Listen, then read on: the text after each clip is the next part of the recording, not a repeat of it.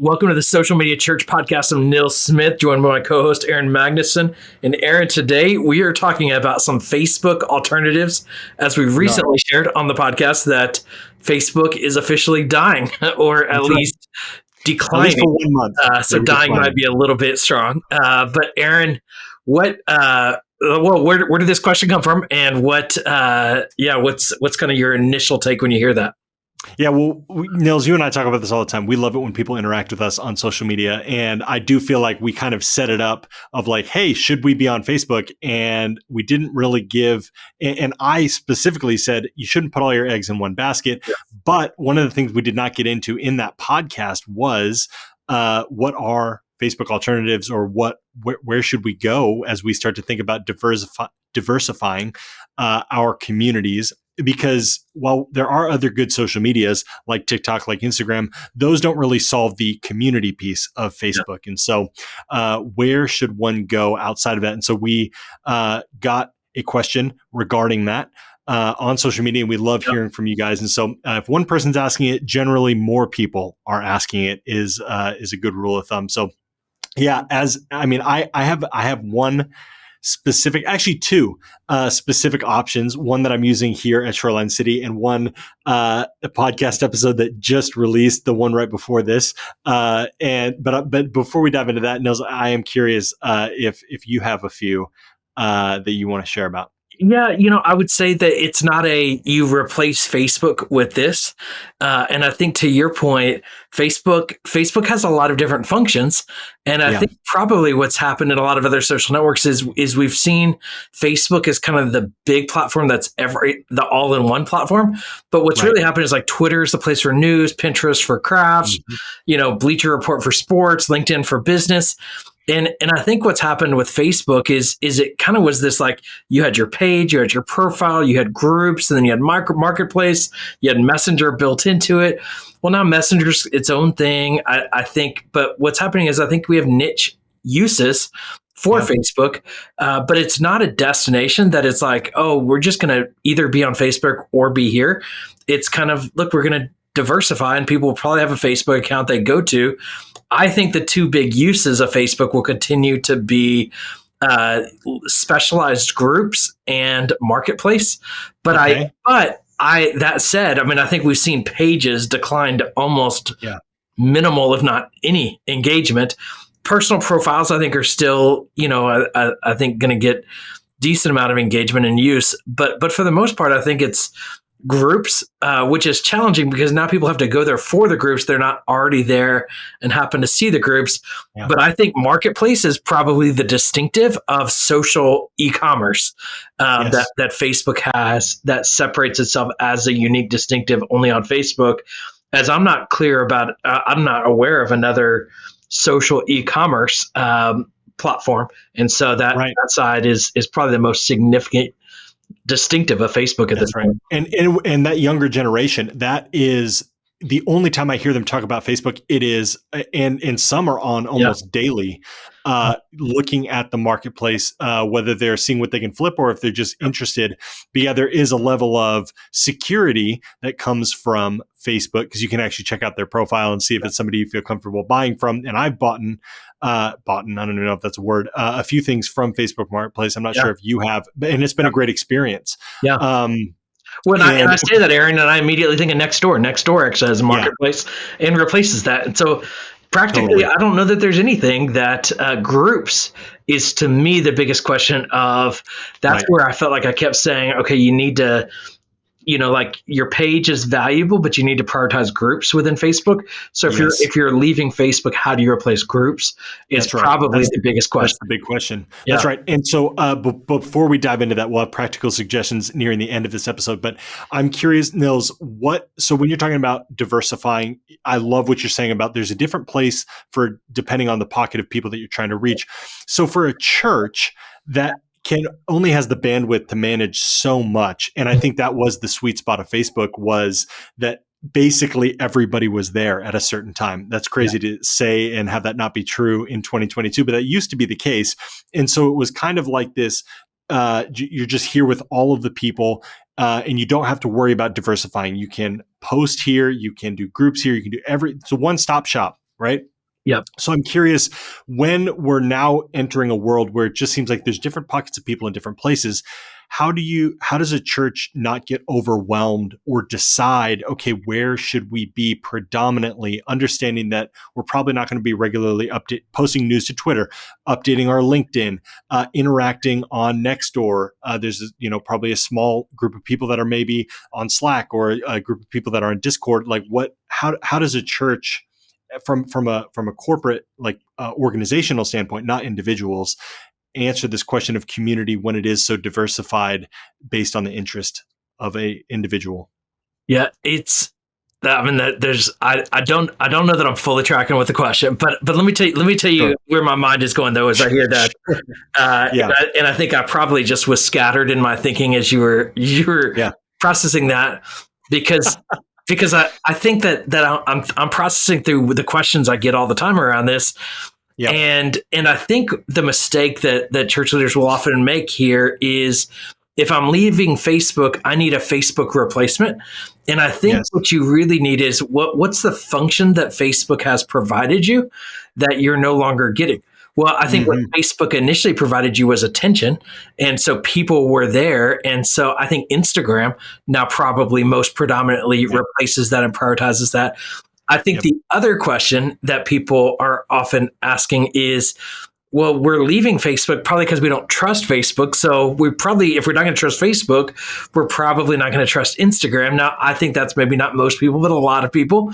So people are looking at, is it Telegram? Is it, Truth Social, which is Trump's new social network?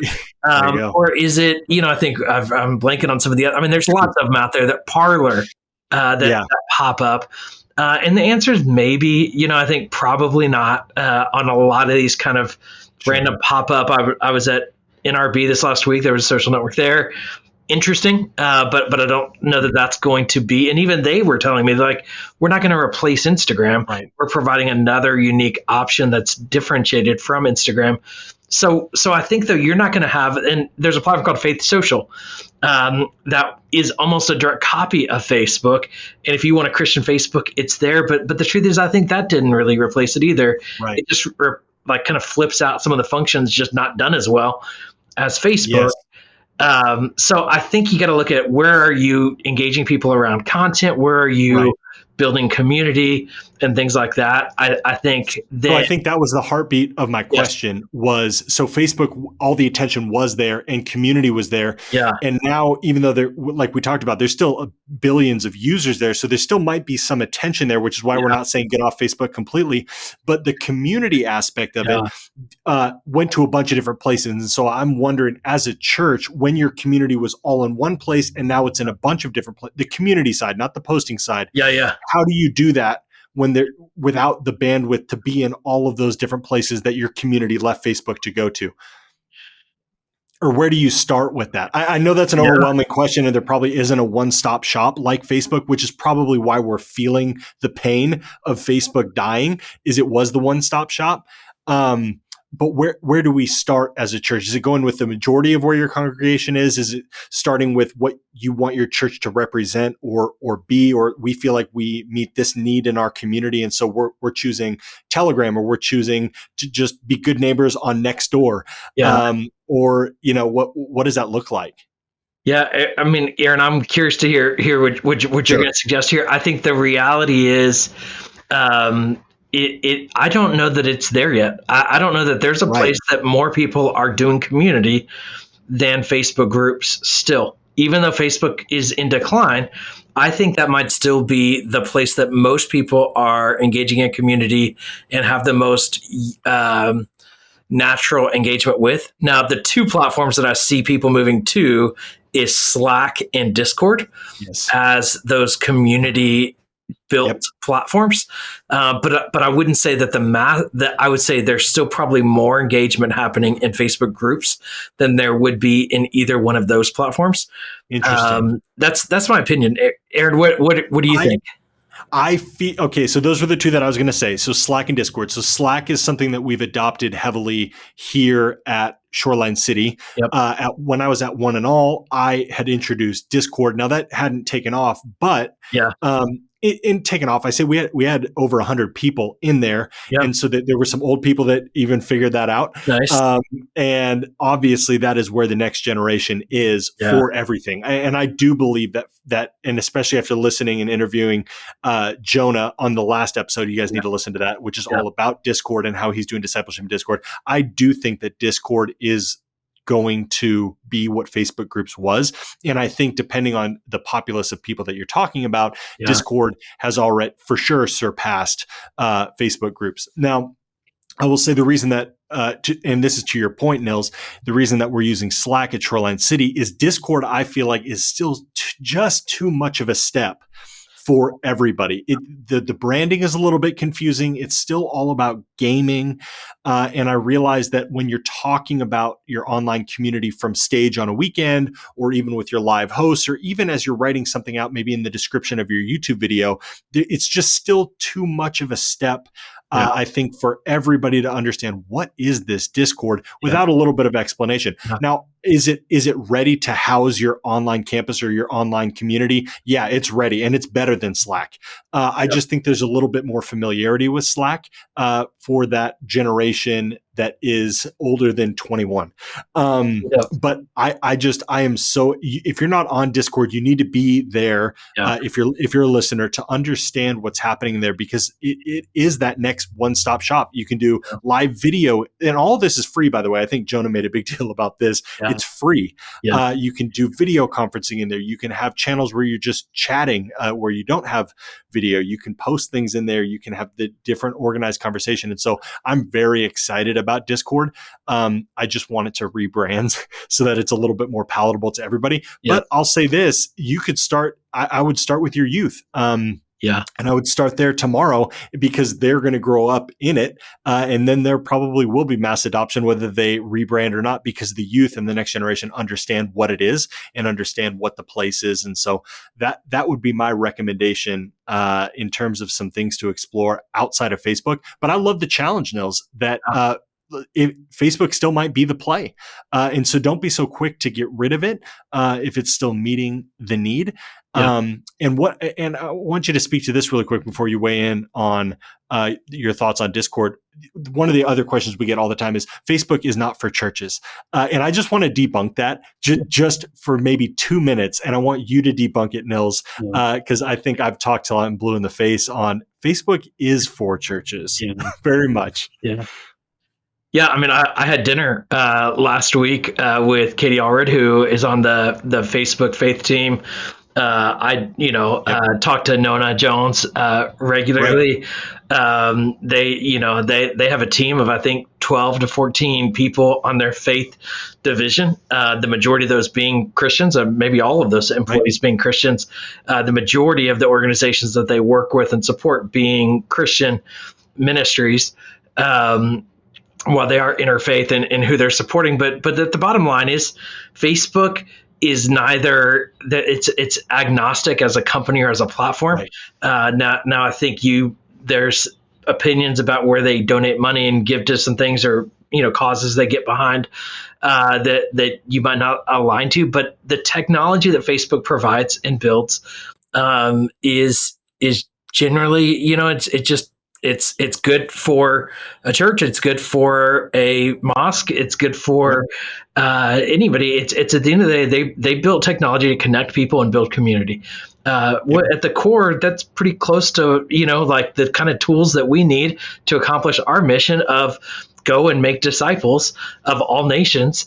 And so when I hear the Great Commission and the Great Commandment of to go to love our neighbor, and love God, it at the end of the day, I think, boy, if I think about a technology that was built with the functionality to accomplish our goals and has billions of users, Facebook sure seems like a pretty good tool to me. Totally. And so I think at the end of the day, it's not anti-gospel.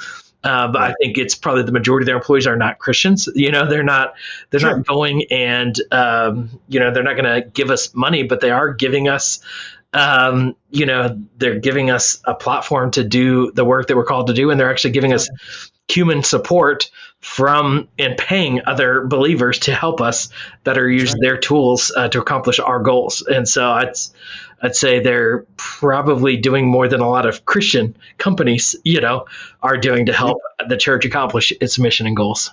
Totally. Oh, I thought of one more, Nils, and I would say maybe as we wrap this up, I do think that there's a case to be made for SMS texting, and this is something that we see with Transformation Church, and something that we're really heavily trying to invest in here at Shoreline City, where your phone number is a way for you to build a team around, where you're able to interact with your congregation and your people through texting. Now, that isn't like a big group chat, and I understand there's a place for that in church as well. But in terms of harvesting or harnessing and gathering your community, there is a way to do that through texting. And so being able to gather people's numbers, having a great email list, Jay Cranda at Saddleback does this really well, having a good email list. And so I would say it's not even just a social network or a network in general, but you can do this with email and you can do this with texting. Do you have any final thoughts on another space outside of Facebook to just really lean into community?